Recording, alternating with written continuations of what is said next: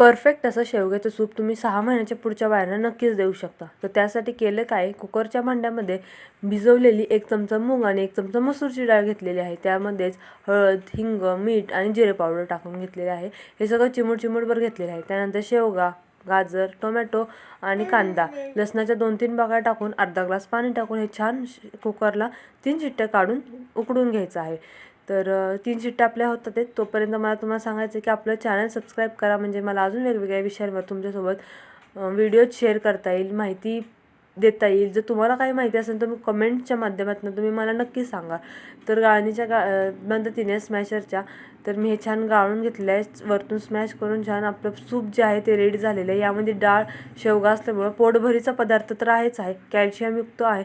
शेवग्यामध्ये भरपूर प्रमाणात कॅल्शियम असतं, त्यामुळं आपण हे बाळाला नक्कीच दिलं पाहिजे. तर व्हिडिओ कसा वाटला सांगायला विसरू नका. नक्की ट्राय करा आणि चॅनल